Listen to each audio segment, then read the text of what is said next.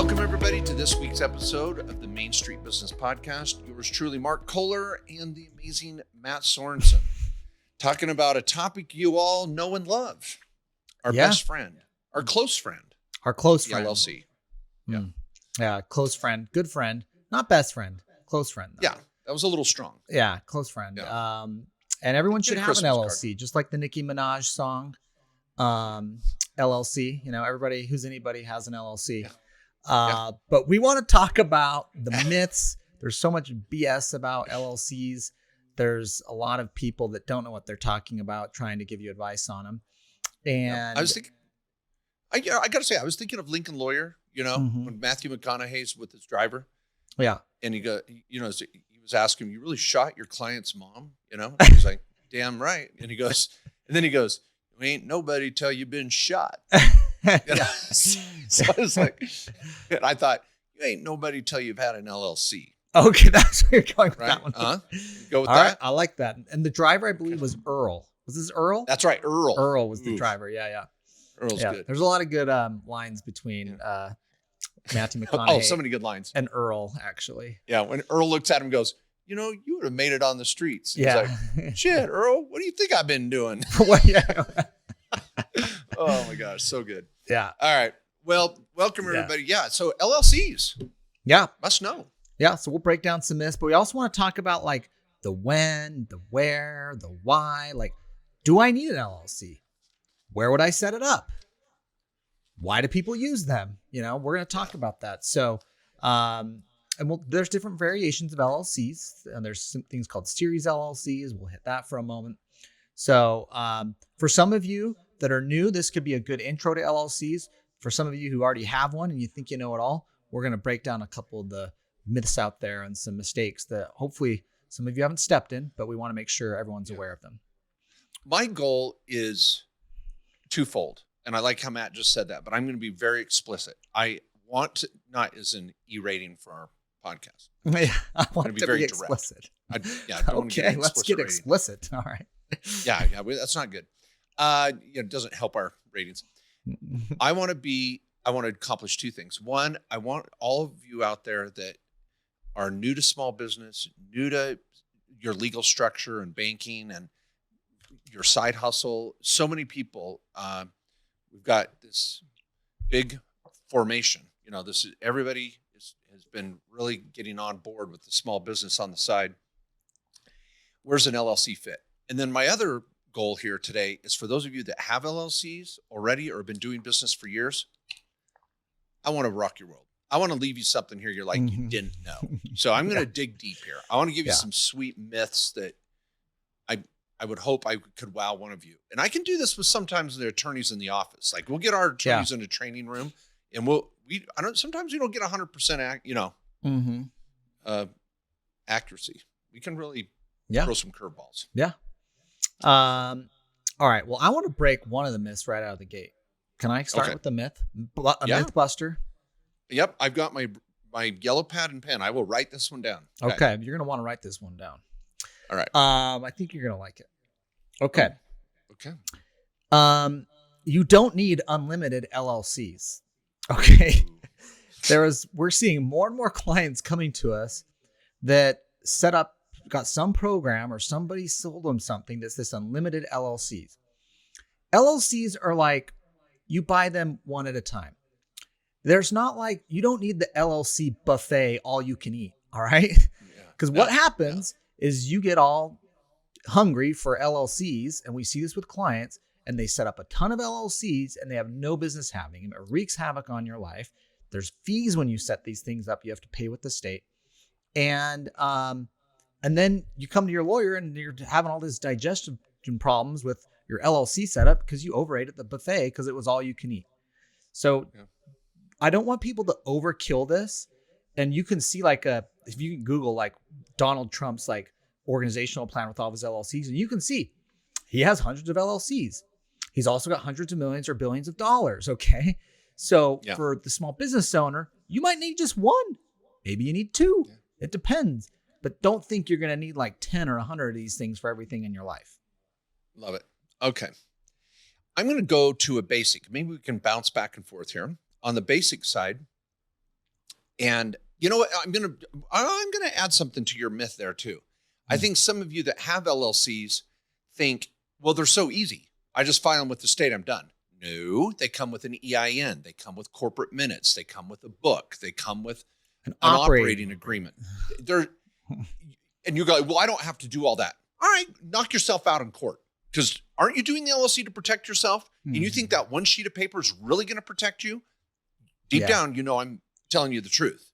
You just want to believe it's $50 at the state and I'm good. So multiple LLCs to you is easy, and you get protection every time you set one up. The protection comes not from the LLC. It comes from respecting the LLC and doing all the things that come with the LLC. Yeah. Now let's talk about that protection, because I think this is, if you're like, well, guys, what the heck is an LLC? Why do people use do it? some basic on that. Yeah. So the LLC is generally for asset protection. You might use it for partnership or other purposes, but the benefit of the LLC, it's called limited liability company. So what happens is if I'm running my business out of an LLC and something happens in the business, they have to sue the LLC, any plaintiff. They can't sue me personally. They can't come down to my personal assets, but they can sue the LLC. So if you take like a rental property, that'd be an easy one. My LLC owns my rental property. Tenant slips and falls. They have to sue the LLC. They're contained at the LLC level. There's something called the corporate veil that prevents them from coming down and getting me personally or going after my assets or any partners if there's other owners in the business. Now, it's important you understand one thing though. The LLC does not protect the assets in the LLC. A lot of people set up an LLC with a rental and they think, oh, I set up an LLC to protect my rental property. No, that's not what an LLC does. It protects you from your rental property liabilities. All right. Yep. That's what the LLC is protecting. Yeah. Now that I'm going to put that on the myth column too. The basics are, we have this corporate veil. Okay. That's kind of what Matt just explained. We have this corporate veil that protects you, the owner. But the myth is that I'm protecting the asset. You're really not protecting the asset. You're protecting the owner. And that's seems like a fine distinction or whatever, but it's an important one. You know, it's like you're mincing words. Yeah, I am. It's called the law. So, for you, not the asset. Now there are types of LLCs you can set up, which is called the COPE, the Charging Order Protection Entity. There's certain states that allow for a better type of LLC where you can protect the asset in the LLC from you, as well as you from the operation.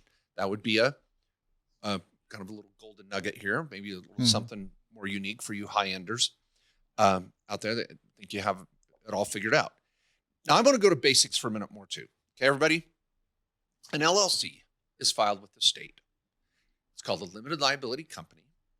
You register with the Secretary of State. You get a tax ID number with the IRS. You open a bank account.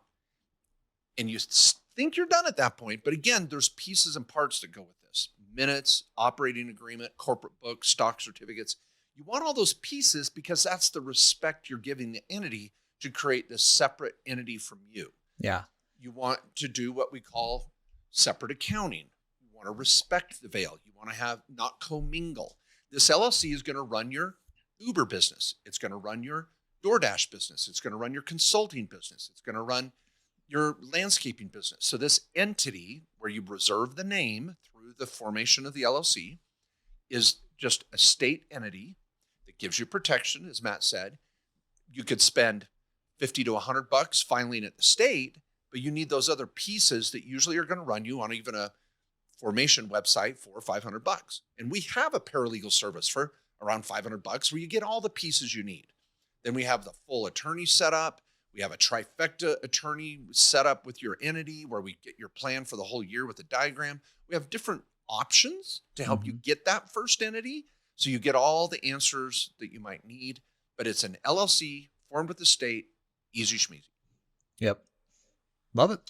So the thing with the LLC is you have to know how to use it and use it in the right way. So LLCs there's many things they can do. They're like a Swiss Army knife. They could be a screwdriver. They could be a set of pliers. They could be, a knife. So, but you got to make sure it's being used properly for the type of business you have. Sometimes you're better off just having a screwdriver. Like maybe I'm talking about an S corp here. So LLCs in general, and from our planning, and if any of those of you who know our trifecta, and if you haven't, we have videos, Mark's got videos, we've got podcasts on the trifecta. But basically in our planning, we want LLCs to own assets. It's over on the right side of the equation. It's owning your rentals. It could be a charging order protection entity, a COPE LLC, like Mark mentioned, owning your crypto to protect the crypto from you and your personal liabilities. But the LLC can also sometimes be on the left side here. It could be on the side that is your operating business. And sometimes clients will use an LLC if they got a partnership, or maybe they do an LLC that gets taxed as an S corp at some point, which is really just an S corp in our eyes. But the LLC can kind of be in a lot of different places, but you got to know the distinctions on how to use it. I like that. And so that was funny. You were saying, hey, the LLC is primarily for rentals. And then I went and threw down consulting, landscaping, and all that. And we didn't mean to confuse you with that by any means, but it's kind of a Swiss Army knife. You can use it for different things. Now, with that said, here's another myth. LLCs do not save taxes. So many people say, well, I got to get up my LLC set up so I can get a write-off for my business expenses. Nope. You get business expense write-offs if you have expenses for your business. You don't think about it, everybody. If you're driving Uber and you want to write off your mileage, do I have to have an LLC to write off my mileage? No. You have a business. You drive Uber. Consulting. You want to write off your laptop? Write off your laptop. But the LLC can be converted to an S corp very simply and easily, and even retroactively. We can go back in time and convert an LLC to an S corp, where I can't create an S corp out of thin air, but I can convert an LLC. So that the myth of the LLC is that it saves taxes in and of itself, but it doesn't. The cool thing is, and I kind of created a cool thing column. The cool thing column. All right. Yeah. This is the cool kid column. Okay. Is that an LLC can be converted to an S corp when the time's right. So I wanted to dispel the myth. There's no tax savings, but the cool thing is you can have an LLC create tax savings in the S corp model when it makes sense. Yeah. Okay, let's talk about where to set this up. We talked about what it is. Okay. Let's talk about where to set it up. All right. I would say you need to set it up. Use a rental. Okay. Use a rental example. Yeah, let's go for the rental. Okay. Let's start there because then let's talk operating business second. Yes. If you have a rental, we're going to want to set up the LLC in the state where you own the property. If I'm in Arizona and I have a rental property in Indiana, I'm going to do an Indiana LLC. I actually have that scenario. Why would I do an Arizona LLC? I'm going to have to register it in Indiana and then pay 2 state fees to get it going. Just go to the state where you're going to own the property. Now, let's say I have that Indiana LLC. It owns my Indiana rental. And I'm like, my next property I'm going to do in Wisconsin. Okay. Ooh, nice. So, wow, I caught that. Wisconsin. Man, you're just a metropolitan man. Yeah, I mean, I go to all the cool states. So, so we're over here in Wisconsin, and this is an Indiana LLC. I register foreign. I can take the same LLC and register it foreign into another state. And now it can do business in multiple states. And I can have my rental owned in Indiana and the other one over in Wisconsin. I love that. What's the soup du jour? It's Wisconsin cheddar. Oh, that's the soup of the day. Sorry. I was rolling with the Wisconsin. That sounds good. I'll have that. Now, that's a setup we've used many times. What's the soup du jour? Oh, I was trying to throw a curveball on it, that sounds good. I'll have that. Just put it on Seabass's bill. Yeah. Okay. Seabass is good with that? I love that. Yeah, he's good with that. Yeah, right. Seabass. Okay. Seabass, you good with that? Yeah. Just look over at him. Now, when it comes to the basics of where to set up the LLC with a rental property, I'm going to just add to Matt's before he goes to operations, in that you have 2 options. You can use the Indiana LLC and register it foreign in Wisconsin, or you can say, you know what? That rental's a little high risk, and my Wisconsin entity is on a lake, and it's a really nice lake house property I'm going to Airbnb. Wisconsin has a lot of lakes, Matt. Yeah. And you're going to say, I'm going to create a Wisconsin LLC for the Wisconsin Airbnb, but leave my Indiana meth lab rental in its own LLC. So you can have 2 LLCs in 2 states, or you could use 1 LLC in both states. And this is where that consultation comes in, where people are like, well, I'm on LegalZoom. What do I do? That's why you hire a freaking lawyer at our office very affordably to kind of tailor it to your situation. Yeah. You can't DIY all this. Yeah. It's like $800 to do an LLC in our office with an attorney. LegalZoom is like $700. We've priced it out if you do all the things you need, not just the one easy thing they say is $99. So, but then you don't even get an attorney consult with that. So, okay, we've hit where, let's hit a myth on that. But Mark, what about Nevada? I thought I'm supposed to set it up in Nevada or Wyoming or Delaware. Well, right in front of me is the handy dandy Tax and Legal Playbook, my best-selling book. Heard of it. Second edition. The game has changed. That was after the Tax Cuts and Jobs Act. I have a whole chapter dispelling that because I want to put our money where our mouth is and tell you that when it comes to just basic good business, we do not need to set up in Nevada or Delaware or Florida or Wyoming. There can be some benefits to setting up in another state when we go down the charging order protection entity route, or we want to multi-layer our assets because we've got a lot of them. So that's more of a high-end strategy that we might implement, but it is few and far between, people. Please do not get sucked into the, I can have unlimited entities in Nevada. Sign me up. Oh my gosh, that's a bad thing. That's not a good thing, people. Right, yeah. That's surprising that people are paying for that when it's like, it's a sucker punch. I mean, it really is. Yeah, and it used to be Californians who were flooding to Nevada to set up Nevada LLCs because California has an annual fee of $800 for your LLC. Well, then Nevada was going broke, so they decided they were going to create a $400 fee. They're like, we're not going to be greedy and go for $800. We're going to do a $400 annual fee. We're going to call it Just a master slide business license. And so all the people that were in Nevada were like, dang, that was a sucker punch. So Nevada's not a hot state, and don't get caught up in this chasing down states like that. There's some nuanced scenarios where we like to use Wyoming, and like the Cope scenario where Mark talked about, or maybe you're someone that needs some privacy protection and you want to be in a state with an LLC that has some privacy.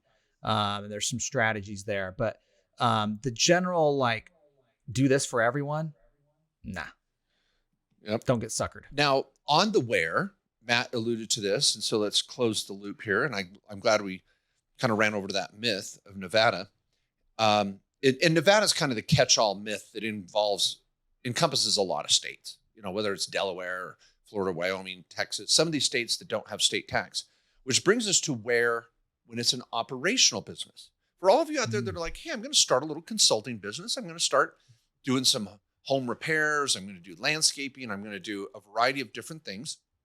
And you set up one LLC, which comes to the myth that you have to have an LLC for every operation. Let's come back to that. But when it comes to where you set up an LLC, when it's an operational business, people, you set it up where you're operating.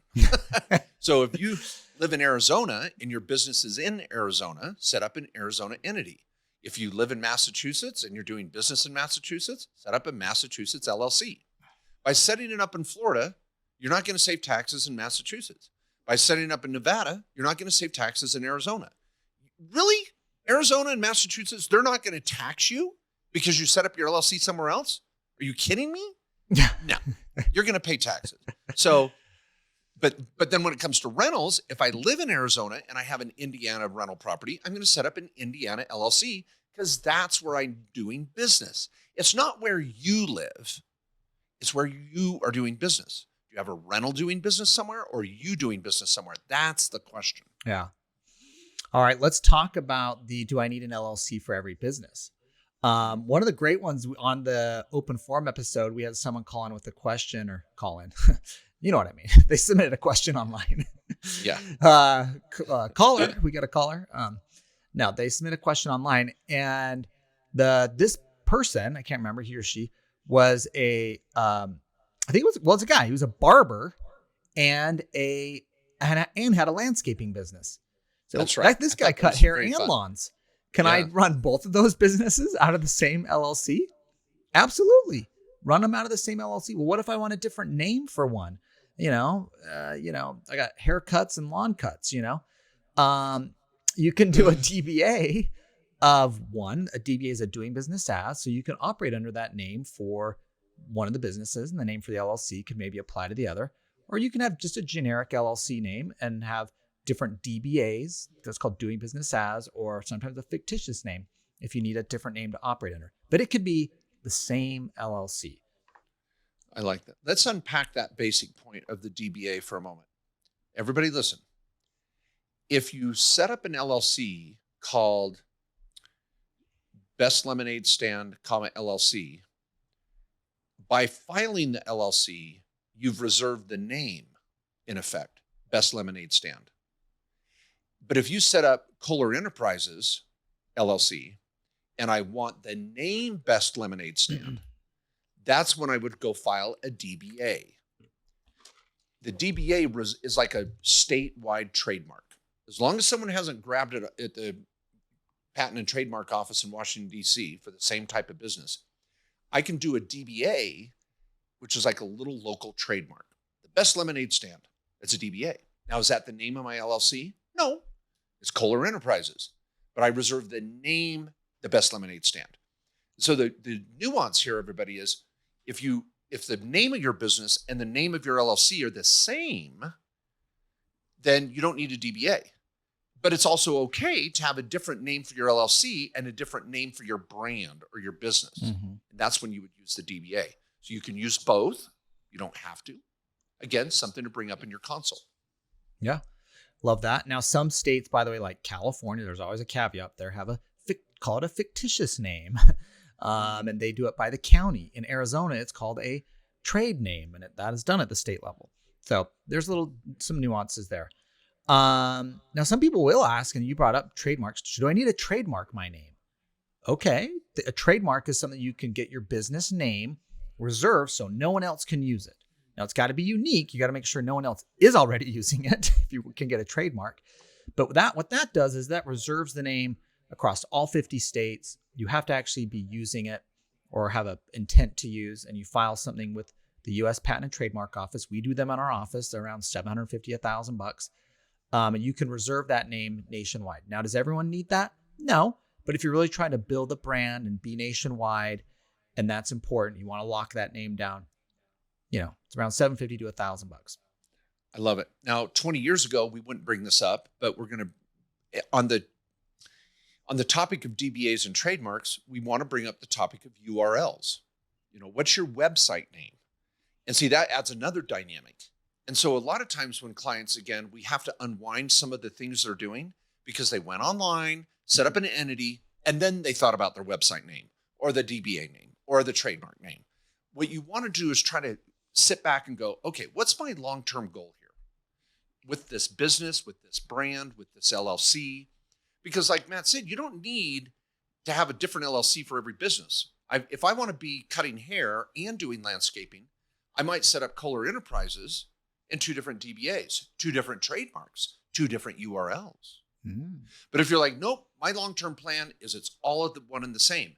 You might have partners or investors per se, which is a loaded term, but you might have multiple members of this LLC and they don't want you DBA and everything. They want the name of the URL, the name of the business, the name of the DBA, the name of the brand, the name of the trademark to all be the same. It protects them in a sense because it's all in one bucket.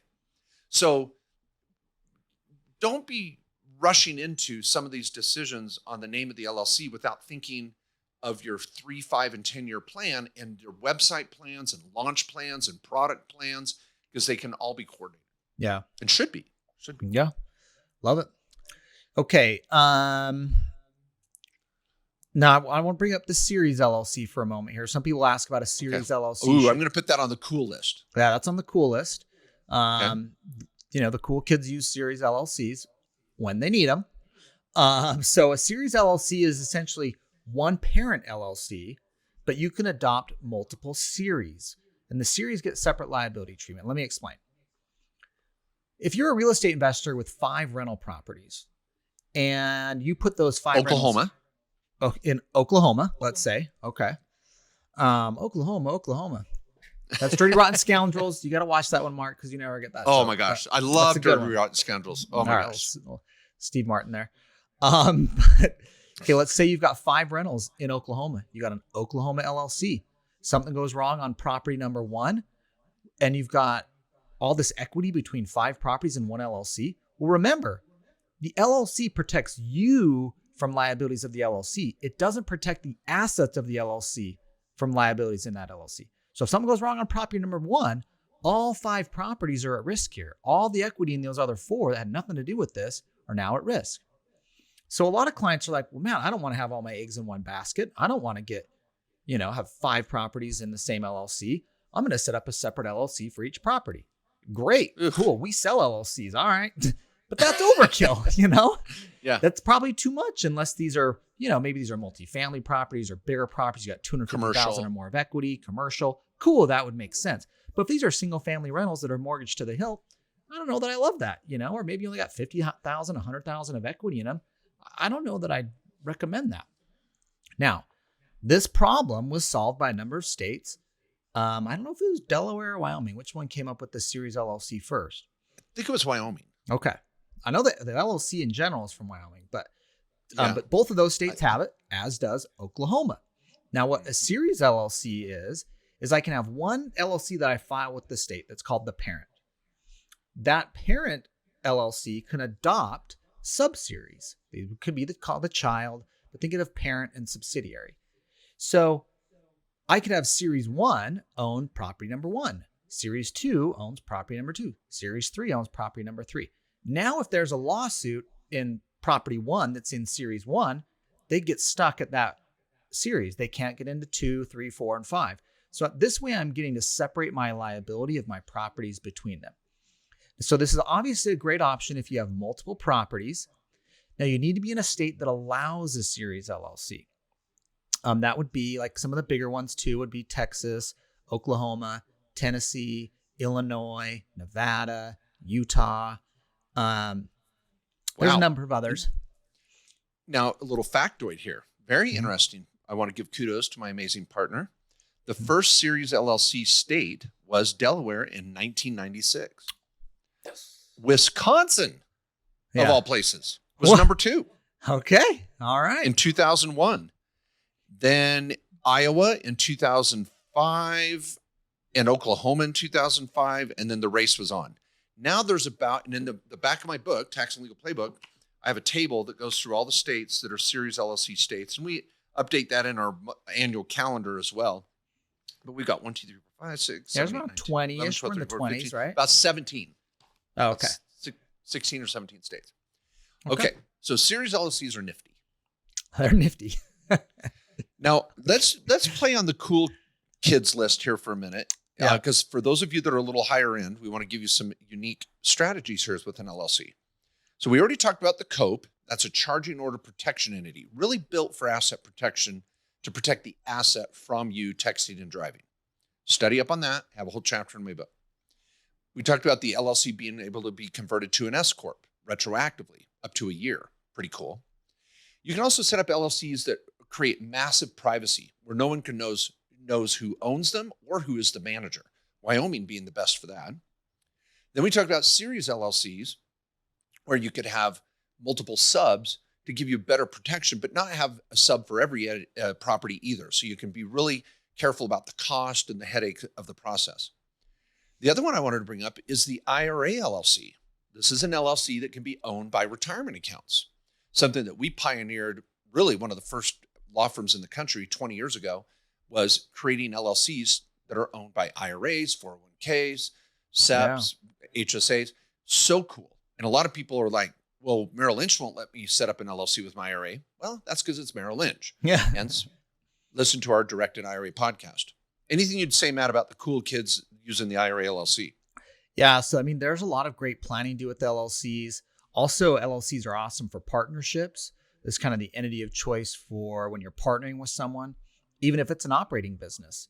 Okay. You're going over to partnering. That's Okay. on the basics. I'm going to come back over there. Okay. Let me say on the cool kid side too.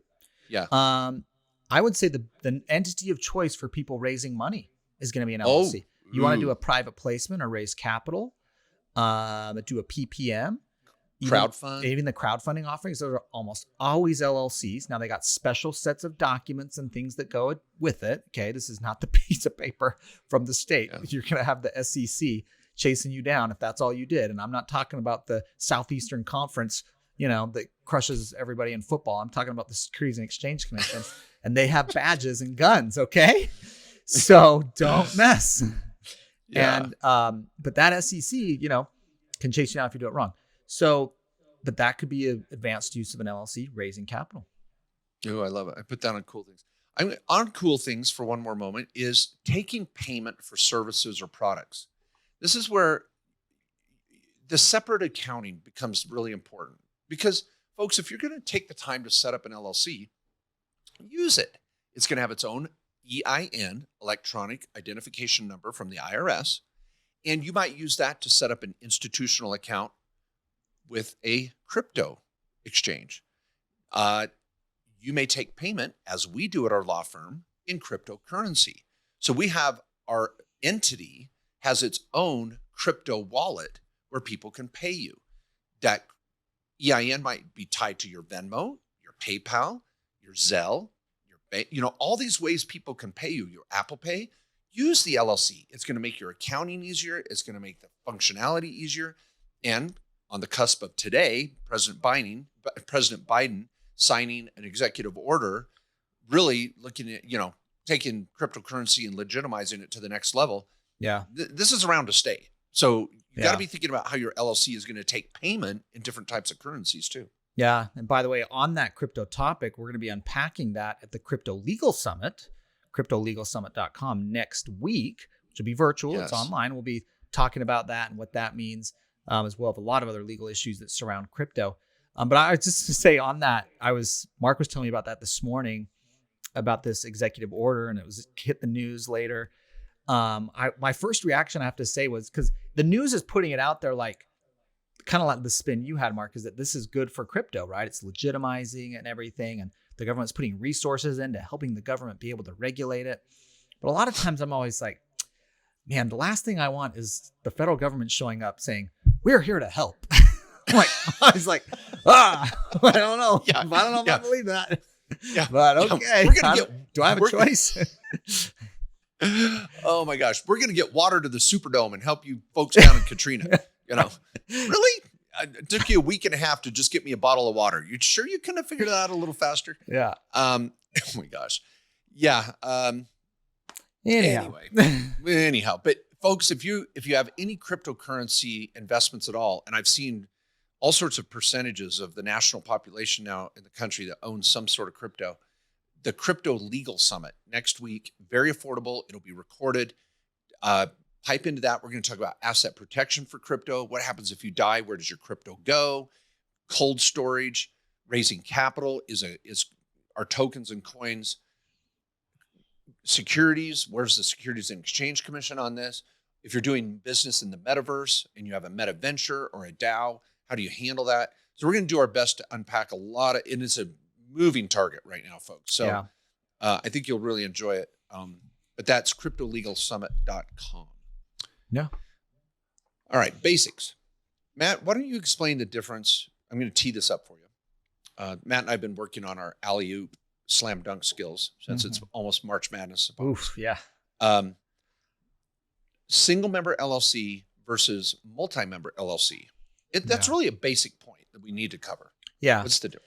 Yeah, a lot of people get confused on that. So single member LLC means there's one owner. And the nice thing about that is that means that this flows directly down to your own personal tax return. You're not filing a 1065 partnership return to the IRS. Maybe you had an S election and you're starting to do S Corp stuff. But let's just say you're just a regular plain old LLC. One person owns it. If it's a rental, it's just going to flow automatically down to Schedule E on your tax return. If it's an operating business, the lemonade stand, or you're selling goods and services, it's going to flow down onto Schedule C automatically. Nothing goes to the IRS. It's called a disregarded entity, which is kind of nice. It keeps it nice and easy for you. For those with a side hustle and stuff like that, or just a rental, it's nice. And remember, the LLC protects you from what's going on in the business or the rental property from any liabilities. So we like that. The multi-member LLC would be like a partnership. Let's say Mark and I form an LLC together, which we have a couple that owns a rental property. All right, now that there's two different owners, and that's a partnership. We have to file a 1065 partnership return to the IRS, but it's still, the LLC is basically the same setup with the state, but we're going to set it up with and have our operating agreement that outlines partnership provisions between us, and then we do need to do a partnership tax return. Well said, my friend. I'm trying to think of some additional myths, basics, cool things that might need to make our list. We've almost vetted this, I think, entirely, but I'm going to go back to a myth that we alluded to, but I'm going to be very clear about it. The LLC is not a one and done process. I cannot emphasize that enough. Over and over again, I meet people that have one sheet of paper for their LLC. They set it up 3 years ago, and now it's dissolved. They didn't pay any fees to the state. They didn't file a tax return. It is jacked up. And I know there's many of you listening that are in that situation. We have a service called the cleanup.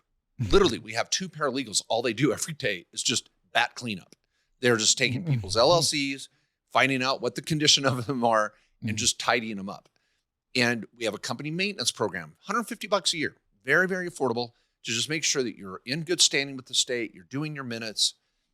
And so don't fall prey to the fact that you think it's just one sheet of paper and you're done. Yeah. Not one and done. Not one and done. Yeah. And that is a good point on like, what do I need to do to manage the LLC? Okay. Well, you filed it with the state. Most states have a renewal you got to do too, where you have to file something and pay an annual fee. Most states are around $50 to $100. There's some states that do it every other year. There's some states that make you file every year. There's some states you don't file anything at all, like Arizona each year on an LLC. Corporations you do. But that's what our company maintenance program is. We like, in addition to doing the minutes, we're doing your annual renewal with the state to make sure it stays active. Because if you don't do that, if you don't maintain your LLC, you're not going to have an LLC eventually. Because what happens is the state will dissolve you. It's called they will do an administrative dissolution, which basically means you didn't pay your fees. You no longer have an LLC. And we get clients all the time coming to us realizing this finally. Like they go to like sell a property or they try to get a loan or something, and the title company or bank involved looks up their LLC and also asks them, where's your operating agreement and all this stuff? I don't have that, but I have this piece of paper. Oh, and this actually is expired. You've been administratively dissolved. And they're like, what? Yeah, it turns out you need to do some stuff. It's not hard though. But you do need to do little things to keep it updated with the state. And usually it involves saying, I still have an LLC. Here's some money. And I want to hit a basic topic that you would be shocked. I literally had to explain this to a lawyer about 2 weeks ago. And I almost got a little heated because I was like, dude, seriously. He just had his heels in this sand. You say heels in the ground, sand, whatever. He had dug his heels in, and he was like not going to budge on this. And I was shocked. And I finally swayed him because logic took over at one point. But I'm sure it was your persuasion skills, you know. Yeah, my persuasion skills. Yeah. Persuasion. Mark can be very persuasive. Here's the basic point, everybody. We should have maybe covered this at the beginning. There's managers and there's members. Mm-hmm. Now, for those of you that are long-term LLC owners, you're going to love this too. So buckle up. But managers run the LLC. They don't have to be the owners. They can just be managers. Members are what we call the owners of the LLC, and members don't have to be managers. They're two different things. And when you go to, now I'm going to throw this out too. We have board of advisors, which are like board of directors. And in our LLCs, we make sure we gather that data and put it in your LLC. So you have managers, members, and your board. And again, they can be 3 different people. Now, when you go to file this with the state, there's going to be this big box right at the top. Well, it's a little box, but it's a big question right at the top. And it's going to say, are you a member managed LLC or a manager managed LLC? And you got to choose. And so many people just roll the dice. They don't know what the hell, but they're trying to save a few bucks and they jack it up. Here's the general rule of thumb. We always go manager managed LLC at our operation. The last 20 years, thousands of LLCs we've set up, manager managed. The reason why is because the manager is disclosed on public record, but the members are not in most states. In Arizona, which is one of the oddities, it's kind of interesting. If you own more than 20% of an LLC, it has to be disclosed on public record, which is regrettable. But 99% of, or 49 other states, we can just list the manager. We don't have to list who the owners are. And that gives us a lot of flexibility because you might slide your trust in here. You might make a kid an owner. You might make your spouse an owner. You might change ownership, but no one needs to know that. That's private. So we love manager-managed LLCs. And this attorney was like, well, I don't want to have managers running my client's LLC. You're not going to have managers running your client. Your client's going to run the LLC. Yeah. But no one knows they own it. Yeah. They're just the manager. And I think I love with the changes too, because manager manage is easy because if you listed the member and let's say it's you, and then you set up your trust or your estate plan, and you want to transfer your LLC to your trust. Well, now we got to go amend it with the state because you were a bozo and you did a member managed LLC. If it was manager managed, we don't need to change anything. The members weren't disclosed. There's nothing to update. And we can just do that internally. It's a lot simpler. Yeah. All right. What else, Matt? Anything else? Let's think. Basic. We talked about bank accounts, collecting money. We did the when, the where, the how. Let's talk about when you need it. Let me just say that at the end. Ooh, when. Good comment. When does it make sense to set it up? We just had I was talking to one of the other lawyers here with a client who wanted to set up an LLC for kind of a side hustle. And the question was, well, is it worth it? Do I need it yet? And for a lot of clients, you don't need the LLC. If you want to start a little side hustle or your small business and you want to kind of test the waters and you're like, I don't want to spend the $800 to have it done right and just get it going. Okay, cool.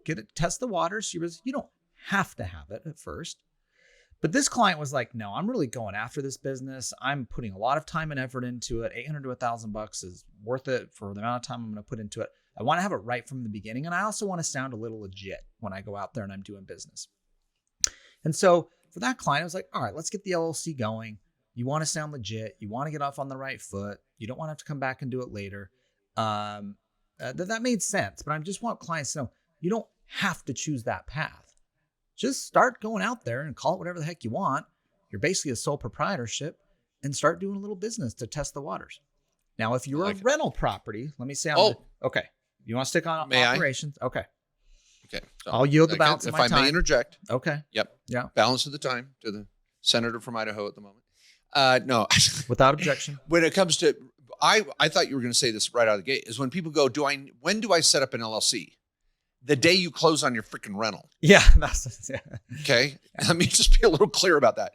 If you have a rental property, you have exposure. Get a freaking LLC. Well, I'm in California and it's expensive. Well, you just bought a rental. It's a cost of doing business, you idiot. So it's cool, And so I lived in California. If I have rentals, in California, you're going to have an LLC. And it's okay. It's okay. Yeah. So just when it comes to rentals, set them up where the rental property is right away. And then you can talk about bundling properties into one LLC or foreign LLCs and all that. But no, on the operations side, I love Matt's comments. Really look at what your vision is for this side hustle. You may or may not. Yeah. I got a cool thing. Oh, all right. All right. Okay. LLCs. I actually have a chapter on this in my book. Okay. A LLC can be used to expedite or create corporate credit. Ooh. So what that means is a LLC with its EIN can get what's called a PAYDEX score. Much like a person has a FICO score, an LLC can get a PAYDEX score. You get a line of credit at Home Depot, at Verizon, wherever, and all of a sudden your LLC with this Dun & Bradstreet number starts to have credit. And there are legitimate strategies over time, not paying, for some, LLC in a box with corporate credit already having, it's scams 99.9% of the time. But you can build corporate credit in an LLC. Matt and I have corporate credit in our LLC as a law firm. We have a line of credit. That's normal. It's in the name of the law firm, LLC. If you do it right over time, your personal guarantee falls off. The LLC builds its own credit. Now, caution, you would never do this with a rental property LLC because you're not going to go out and get corporate credit for a rental property. Yeah. Most of our clients using LLCs for corporate credit are for operational businesses that need a line of credit for inventory and accounts receivable, payables, or maybe they're fixing and flipping property and they're sick of paying for hard money rates, and so they want to build a corporate credit line there. But it's doable. Yeah. Very common. Yeah. Love it. I forgot about that. That is a good little perk. Love it. I've got one more. LLCs for family legacy properties. Yeah. Okay. LLCs for a legacy property. I was working with a client this last week that's setting up an LLC up in the mountains on a lake. And we're going to keep this LLC in the family for maybe a couple generations. And you can build rules for the LLC. When do people get to use the property? Set up a little calendar. You can rotate board members, rotate managers, and you kind of create this operational LLC for the use of a legacy property. It could be a cabin, it could be a farm or a ranch or something special that you want to keep in the family for a couple generations. The LLC is a perfect fit. And you might even do what's called gifting. You might gift interests of the LLC over time because you might have an estate tax problem. High-end issue you might deal with, but the LLC or family limited partnership are kind of in that bucket. It's a whole other world, but kind of a cool thing. Yeah. Wow. Okay. All right. You kept dropping stuff. I was like, okay, I got another one. You ready? Okay. Got one? Yeah. Go for it. Okay. I didn't know how long we were going, so I was just I know. No, I'm just trying to keep think rolling. of cool things here too. All right. Basics and myths and cool thing is the DAO, the decentralized autonomous organization. Now, for any of you in the crypto metaverse world, you know what I'm talking about. But this is a unique type of LLC that Wyoming just passed last year, first in the country, where you can set up a DAO, set up an LLC in virtual reality. You're setting up an LLC to do business in a whole other reality. I know some of you operate in a different reality, but this is a legitimate virtual reality. Yeah. So anyway, we're going to be talking about those again at the Crypto Legal Summit, but that's a very, very unique type of LLC that you would use in the metaverse. Mm-hmm. Any other unique LLCs that you've seen out there, Matt? We got legacy property, raising money, DAOs, series, IRA LLCs. Ooh, blocker. No. Nah, that's really a C Corp. I mean, I'm just trying to think of the ones that most people need to know. I know you're trying to get the other options out there of some high-end stuff. Now, one thing I will note is there's something called a limited partnership that is sometimes distinguishable. Before LLCs were created, people mostly used limited partnerships. And that was basically an entity that had a general partner that managed it. And then it had limited partners who were essentially the owners. And the general partner took liability on behalf of the limited partnership, but also managed it. Now, if you ever do a limited partnership, of course, you'd want an entity to be the general partner. But limited partnerships have some clunks to it. We rarely use them anymore. The LLC is just so much easier, so much more tax efficient, has a little better liability. It's just cleaner. But sometimes there's a limited partnership that can be used in certain instances. And a lot of our older clients might have some of those. I like it. Now I'm going to couch my last cool strategy with another basic final comment. Everybody, don't get overwhelmed. I know we've thrown out a lot of cool things or myths or this or that. I'm going to go back to Earl. You ain't nobody till you've been shot. And really, you ain't nobody till you had an LLC. And I really believe in the American dream. I love having the side hustle, the small home-based business, something that you can really build upon over the next 5, 10, or 20 years of your life. Some of you already have 20 LLCs or should have got one yesterday. Some of you, I'd like you to work towards it. It's okay. It's kind of cool. It's an opportunity to build a small business and brand yourself and leave a legacy and do something that you've always dreamed about. It's pretty darn cool. And you don't have to go down all these interesting rabbit holes. Just get your LLC going, do it right, get a consultation, build your trifecta for the year. What do you want your year to look like? What's your plan for the next 3 to 5 years? And really, if you haven't launched an LLC yet, I would make it a goal of many of you listening. Make it a goal this year to open your first LLC. I think it's almost an affirmation statement. It's really kind of, I'm going to live into my future. By creating an LLC, it kind of gets your butt off the couch. If I'm going to set up this damn thing, I better use it. Yeah. I don't know, right? Yeah, put it to work. It is kind of the most formal legal structure out there right now. It's the most common. It has a lot of flexibility. It's also the one when you don't know what the heck you're doing and you're like, ooh, what entity do I set up? Do not set up a C Corp, guys. Maybe an S Corp might be too early, depending on whether, but don't use an S Corp for rentals. So the LLC can be kind of like the default when you don't know, that can also be worked with by a lawyer. It's easier for us to fix an LLC you jacked up than a C Corp or even an S Corporation. So another little perk of the LLC. And I just want people to know, remember, this is about asset protection. It's about making your business look legitimate. And it's also a great tool for partnerships and so many other cool tricks we talked about with LLCs. But it's the most common business structure out there for a reason. Yep.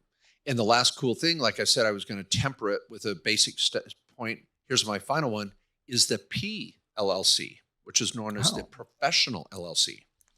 Quite common, actually. Yeah. Some of you may, I felt I had to say it, Matt, because some people go, why could you not? How could you miss this? So a professional LLC is anyone with a professional designation with the state. Think engineer, architect, accountant, lawyer, physician, dentist, chiropractor. Realtor in some states. A what? Realtor in some states. Yeah, that's right. Realtor in many states, brokers. So a PLLC is a unique designation that legislators have created in states to say, you want to be an LLC, but we also want to give you kind of some extra unique protection or boundaries, especially if you're going to partner with other professionals. And so the PLLC is a really unique type of LLC just built for professionals. By the way, you would make an S election, people. So it's very common to do a PLLC with an S election. Sounds pretty kick-ass. It is. Yeah. So. Yeah. All right. Well, thanks everybody for listening to another amazing episode of Main Street Business Podcast. Please go share this, subscribe, like, whatever things, are positive. If you have any complaints, you can send them to Mark, of course. Let him know. And we'll be back next week with another amazing episode of Main Street Business Podcast. Thanks, everyone.